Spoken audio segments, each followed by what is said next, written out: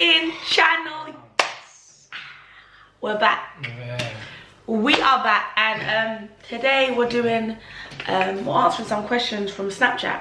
We're doing a Snapchat Q&A kind of thing of the highly requested questions that we have got. What was that? What's my attempt at a Q? Any advice for a young Christian female on how to stay strong in their faith? You first. I'll definitely say consistency.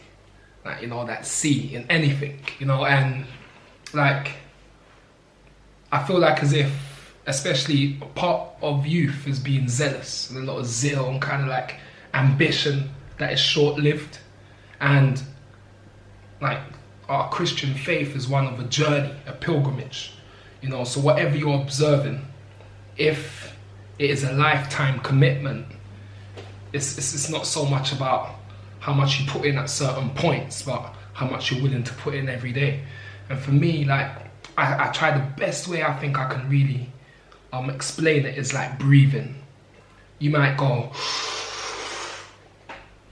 and keep as much air in as you can. At certain moments you're going to run out and you're going to have to be gasping for the next breath, and I don't think it should be like that. I think it should be like our breathing just consistently. So whether it be every so often just getting into that secret place, you know, fellowship with God, whether it be during the points of the day, every so often just go into the scriptures, observe and read and meditate and thinking, whether it be during the points of the day, just find moments to just give thanks and praise and acknowledgement.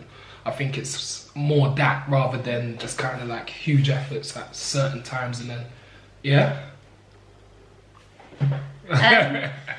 I'd say, like, echoing what Karl said, so consistency and persistence breaks every resistance. So yeah, being consistent and also getting around the right type of people who Agreed. are taking their faith seriously. So for me, Karl used to always be like, jump on the wave. Like, if right now you see a few people that are really going strong for their faith in your church or in your family, I don't know if you probably go to church, but if you see that, then latch on and jump on that wave with them, and literally, yeah, do it together, because when you feel like you're down, they can encourage you to be up. So yeah, literally find someone who is pressing on with their faith. Yeah, read the word. The word is the key. Without the word, yeah, you can pray, but prayer coupled with the word, you know, it's your fuel, it's what you need. So yeah, if you're a young Christian girl struggling with your faith, be persistent, be consistent, hang around the right people, get in your word, get in your prayer closet, and yeah, you'll be good. Boom. You'll be good. And watch the right things. Sermon, there's Joyce Meyer, there's Paula White, there's Sarah Jake Veterans. All of them, watch them, Queens. Hear what they say. Anything that you're struggling with, type it into YouTube and type in sermon, it will all come up. That Word. Come it's on. there for you. It's available, baby. Are you planning to have children anytime soon? Yes, rapid, I told you. Look, we're in next. With the next one. Someone's knocking the door. I did message him, I WhatsApped him, look. I WhatsApped him, I did, look. I WhatsApped him, don't knock. Yeah. Look, there it is, don't knock. He just didn't read it in time, you see? Yeah, go for it. What degree did you study at university? I studied television, new broadcast media and film studies. Why? For about 3 months. Boom! And then I left. What Just grace like and beauty! La, la, la, la, No, yeah, la. I only done it for literally three months because I was going to Kingston College. 3 months? Well, nah, I'm lying, not 3 months. How long I was there? I was there like a year. Was it a year, yeah? Yeah, but I wasn't really going. I would be like, I was going to church, and yeah, it wasn't practical enough. Like, we were studying everything, and it's television, new broadcast media, film studies. I thought I was going to be on the road, like, filming, next actress. But yeah, I wasn't. Yeah, so I was just getting frustrated with it. And yeah, I just had other things going on in my life at that time, you know what I mean? I wasn't living at home, I was busy, like, I just wanted the uni money, I didn't really want to actually go to uni, so yeah, I dropped out, but... Things not what to do, yeah? Yeah, don't drop out, stay all the way, get in, because look, right now, I'm on the camera, yeah, and I'm doing all this stuff, and now, like, I'm editing and stuff like that, and that degree would have helped a lot, do you know what I mean? So, stay in school. What did I study? I wish it was gonna be a different story time. I was there, mind you, I was there for a year and a semester. What? So, What was that? I was there for 1.5 years. Was that a dab? Was Yeah, that it was. a hand whack? Yes, I was there for 1.5 years. But that's formal education. Yeah? If you want to talk about my informal university degree, I got that in these streets. In these streets, baby. Yeah, you can't learn that in school. Yeah, baby, Nah, you know. But to be honest with you, literally, like, I've realized something. Obviously, if you're on a uni path and that's what you you know, you're going to study and like do that. And if you're not and you've got something else that you're doing, you're creative, do that. But whatever you do, make sure you do it with all your heart. Consistency, like what we said, persistency. Do it with all your heart. If you're gonna say that, you know, I'm not going uni, then you gotta show people that I didn't go uni, but and if you're going uni, then you need to show people that I went uni and I got a first. Or I got a 2-1, yeah? Boy. That's what I want to see. Boy. Big up all of you guys who just handed in your presentation. I see you. Real MVP. I see you. The real MVP. If I had a hat on, I'll take it off for you, yeah? Look, you are doing the thing because I didn't do the thing. Yeah. I'm getting back to do the thing, yeah? I'm getting back. Stay tuned, stay locked in. Stay locked in. Someone asked, if not for your big wedding, do you think you would be known today? Do you think you'll be known? Be known by who? I don't know. What does known mean? What is known? What does that, you see? You can get real kind of, you know? What is known? Yeah, did people know of us before the wedding? Yeah. Did as much people know of us before the wedding? No. But to be honest, can I say, okay, so to be honest, Karl was known, yeah? He was known. He was a rapper before. CD on, popping big whips, rolling with my CD on. They're like Easter. Then he was a rapper again. I'm a hybrid. You ain't done what I did. If I was an iPod, I would be an iDid. And then he does like cool stuff. So yeah, we need to do that one again. So he's been known. So usually I'd be in Brixton and everyone would know who he is, and they'd ask me to take pictures of them with him. So he was known. Me, I wasn't so known. So do I think I do, like, obviously God uses different things to get people different places. He knows why he does things. So do I think I would have been known? Yeah, I feel like God would have used another way. Put it that way. Does that make sense? So I don't think it would I just feel like God used that avenue, the wedding, to propel us forward to you guys. Boing. Yeah, so I hope that answered your question. For your wedding, did you need someone to plan it? Yes, we had a wedding planner. It was planned by Legit Fet, Magali. You can't do that. We can't plan a wedding. Can't you tell? Do that. And we're not those guys. I should be saying who's answering these questions. Yeah, well, you've already... So the first couple questions was Sasa B, and the next one was Shahasa. Yeah, thanks. You're that and then teacher the other one was Cassie. I'm not going to do the names. Sorry, man. Get the names. Please, as a Christian couple, did you and Karl engage in premarital sex? If yes, how did it affect the relationship? If no, any advice for the younger ones on how to abstain and wait till marriage? I'm not gonna lie, that is none of your business. It's none of your business.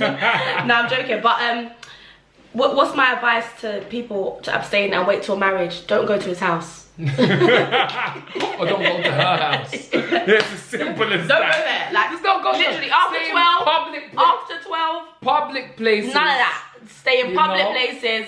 You know, bring your pastor along if you have to. Man, like whatever you have to do to abstain. Abstain. Yeah. That's how you abstain. Because you can do anything you want. It's laws of gravity. You can jump off a 40-story building with your Bible in your hand, praying in tongues. Just got a blessing from the deacon. And you're still gonna go splat on the sidewalk. So just don't do certain things. Don't do certain things. Don't be, literally, like, run. Like, I used to say that. Like, I used to teach the girls in my girls' class at church. Run. Like, just run. Like, don't, you know, think maybe, you know, no, but I'm strong now, but we're not like that. Run. Like, if you want to abstain, run. If there's a law of attraction, you know, we were fortunate for most part, that you were a virgin. So that was in.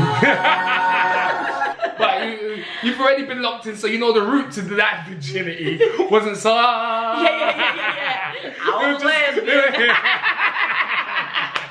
No, I'm joking. I was lesbian, but I did have boyfriends. Allow it. I had loads of boyfriends. It's true. But to be honest, the reason why I didn't have sex was because I feel like God knew that I was really, really messed up. Yeah. And if I was to have had sex, I would have been even more messed up. I've probably not been here. So that's why it was nothing to do with me. Because people would be like, oh, how did you do that? Yeah. Like, I didn't do it. Like, I didn't. So you can't give them the formula. I can't give you the formula. It's not really a I don't formula. have it. Yeah. Yeah, simple. Take Next, I told you, come on, fire. Quick, boom, bam. Who's faster out of you and Karl? Who's faster? Well, obviously Karl's faster than me, but if we pull it into real terms, like who would be faster if I wasn't a girl and all that, I'm faster. Like everyone knows about it. Like Sports Day 2000 and something. Yeah, they know about I'm me. never gonna go into know this about me. because there was a colossal setup. Crazy. Yeah, things just didn't align for me. And yeah, listen. So who's faster, me or you? Look, do you know what it is? Tell the truth. Who's faster? Who's faster? Do you want me to tell the truth? Or Yeah, you want me to tell a truth? Tell the truth. Tell the truth. The truth. Yeah. Me. Okay, cool. That's what it is. A truth.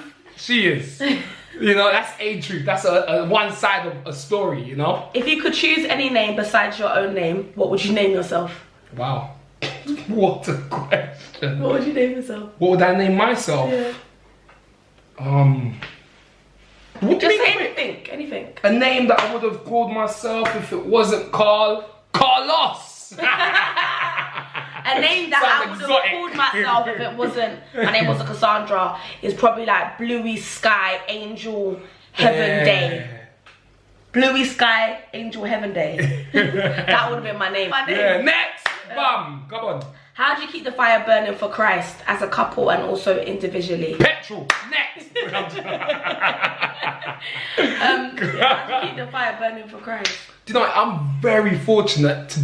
I think teamwork makes the dream work. It's where you're planted as well. Word of Grace Ministries keeps Boom. the fire burning. Look, we was taught by our pastor, Pastor Mimi Asher, a long time ago that yes, we are together, yes, we're in a relationship, but we have our own walk. We need to work out our salvation with fear and tremble. And we go to a brilliant ministry that when you are a bit down, a bit low in fire, boy, you can't be. Just basically, you just get brought back up, and that's how we keep the fire Teamwork burning. make the dream work, man. You know Surround yourself with those that's on job. Winning. Come on, man. They don't want to see you winning. Ay. They don't want to see you winning. They don't want to see you win. You know what's really annoying me? Can I tell you? I'm trying to cover my nails because they're not done. Chipped, yeah? They are so chipped. Wow. But I'm not God going to cover forgive them you. anymore. I'm just going to be God real forgive with you. you. Give me the money to do that. God forgive her. All right. Bruh. I am a Christian also, and sometimes I struggle with feeling like I need someone to be with. How did you two overcome this? I love you guys, by the way. So inspirational. Can I say anonymous? You are anonymous. Yeah. They're all anonymous because Cass is doing the thing. So. How did we... Let me just read the question while you are. Alright, this is how I felt. I felt like I had been kissing so many frogs. Yeah? Boy. So many frogs. So many of them. How many frogs? Many. How many frogs? So many.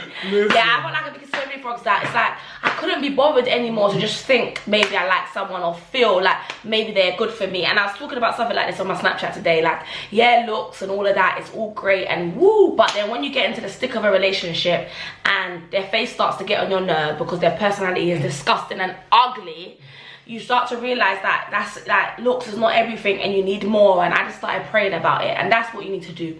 Pray about it. If you feel like you want to be with someone, or you feel like, you know, your urges are, pray about it, and God will give you a solution. He'll give you the answer, or he may give you the person. Oh, wow. All right. Like that, you know? Yeah, that was good. I don't even know whether I can. I'll probably just add my tuppence. Go on. Yeah. I think investments is something huge, and to invest in something is going to take you putting in an injection of something that you have, whether it's your time, you know, your emotions, and with every investment there is a risk. And I just feel as if the heart price is too high to just kind of gamble it. You know, it's not a roulette. It's not a kind of just close your eyes and shoot and hope it goes in situation. I feel as if you need to observe yourself, you need to observe your surroundings, and you know, good things, I know it's a bit of an old adage and everyone uses it, but good things come to those who wait.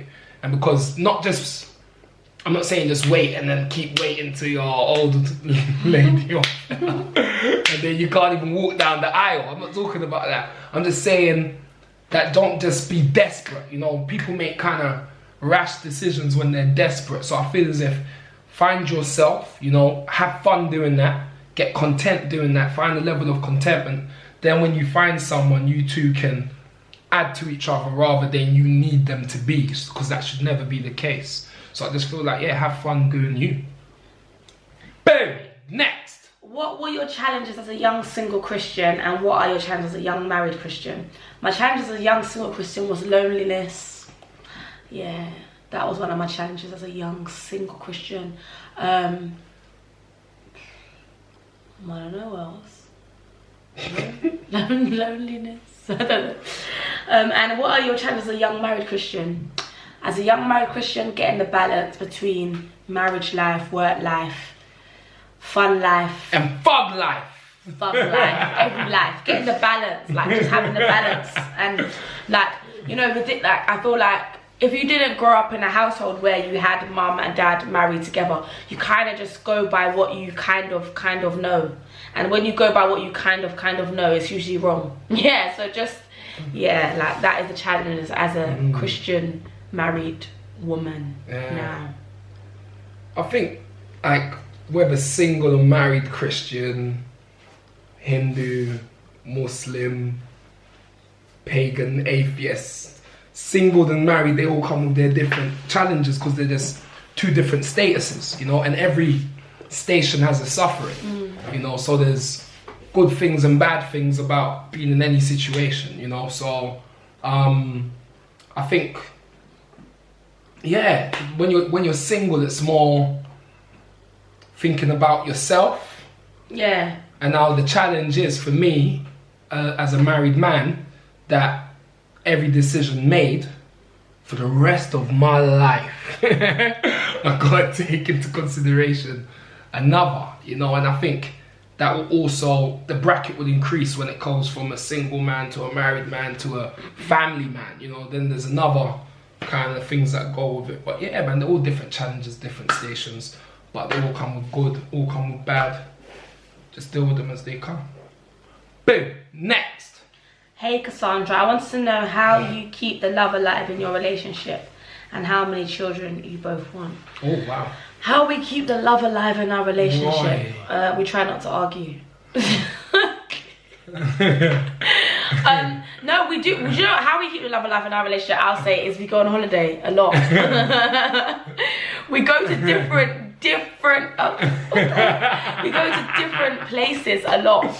So like, yeah, and then we just experience things together, and experiencing things together is an amazing thing. Yeah. Like, yeah, just one of those things. So we go on holiday a lot and experience different cultures and different things a lot, and we grow together. Yeah. I feel like that's how we keep the love alive. Because if one person is like here and another person is there, it's a bit. But if you are both together, together forever and ever, I love you forever. It's only a day. Yeah. Go on, man. Yeah, but if you keep growing together, then yeah, it's a sure way to keep the love alive. You know, keep the passion going and all of that. Ah, here we go. Yeah, all that good stuff. What else did I get asked? How many children? Oh yeah, how many children do you want? One. Wow, interesting. I definitely feel as if, what do we call it? Lack of polarity.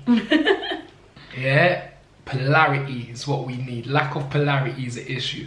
So polarity being kind of like the polar, the opposites, that kind of, you know, if you're, you know, no, if it's too kind of like we're not playing our roles, you know, I'm not being all I can be, she's not being all she can be, then it starts to interfere with what everyone's doing, and then that's not fun, you know. But when everyone's kind of doing their thing, they're owning it, we're coming together, that's fun. So all in the same frequency. So I think that's like how to keep it, you know, up.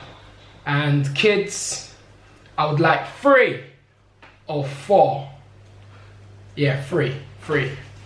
2 girls, either 3 girls, no boys, or 2 girls, 1 boy, maybe if I have to. I know you recently visited Ghana, but do you guys ever come across any culture clashes other than what you're both doing now? No, okay, for the first one.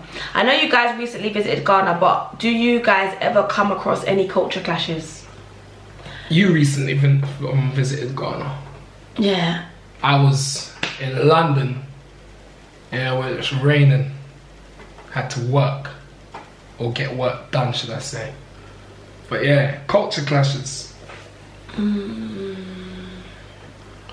We're both really British. Yeah, not really, you know, guys, to be honest, because I like Afro beats, he likes Jamaican music, I like fufu, he likes oxtail, I like wache, he likes rice and peas, I like jollof, he likes whatever rice Jamaicans have. We both like plantain, whatever. So not really, like we don't. Fried, we don't really have any culture clashes. He doesn't need his water given to like water after he eats for his fingers or nothing. It wouldn't hurt. Maybe we could, you know, we could have Ghana week. yeah, but literally no. We don't really find it. I don't find any culture like clashes like that. Sometimes I feel like when we speak about things with kids, we might clash because definitely. Yeah, so I'm an African man. Yeah, and I'm a Jamaican woman, so it's a bit like I feel like we might clash, and how we are with the cat's different. So yeah, but we'll probably sit down, write something out, you know, write an agreement, and we'll be good. So yeah. Soon. Other than what you're both doing now, what is you and Karl's dream job? My dream job is technically what I'm doing now. Great. Just on a larger scale and just a little bit more elements to it. But yeah, just being, you know, creatively contributing, you know, on a human level, on a system, whether it be politics, government, you know, ministering in church as we do currently, you know, just much larger, you know, so exactly what I'm doing, just much bigger. My dream job will be the same, like exactly what I'm doing, but more songwriting for big artists all over the world. I want to be acting as well in different films, so if you're casting agent, look at me. Angles. Look at me. Angles. I can do anything. You know? Yeah, but yeah, I'm really creative. I'm just that sort of person. So yeah, people will be like, Cassie, do this and this and this and this. I'm a creative. That's what creatives do. But yeah, so all of those stuff and this on a much bigger scale. I just continuing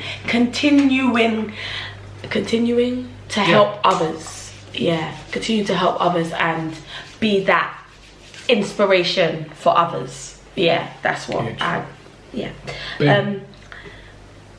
what I studied at university, I already said that. What do you currently do for a living? I am a influencer and I do hairdressing on the side. Yeah, that's what I do. I'm trying to find a short way of answering this. I am a change agent and a creative. So the change agent element is just activism, campaigns. I work on a charity with Princess Beatrice and Sam and Holly Branson, Richard's kids, and I do consultancy for government, number 10, and do corporate consultancy for CSR departments, whether that's corporate social responsibility departments. I do poetry recitals, you know. Yeah, that's it. Boom. Both of you have preoccupying lives. Do you encourage and motivate each other often? Yes, every day. We encourage and motivate each other. Teamwork. Every single Come on, man. That's my young G. day. That's my young G. I'm not gonna lie, I'm older. So. Yeah, but yeah, in every single day, in every single way, I can't. That's probably one of our most important things. Yeah, to be definitely. honest. You spoke about being beautiful inside. What is that? Examples, please. How can you enhance your beauty inside? Ooh, interesting. I think I nicked this one from my pastor, and it's a real one, and I've heard it elsewhere, you know, and it's helped me a huge deal. And that's reflection. You know, sometimes, especially city life and this life in general, we can get caught in the bustle and the hustle, and obviously we have to always know. Like, and if you didn't know, now you know. There's always three sides to every story, yeah? Your side, their side, and the truth, yeah?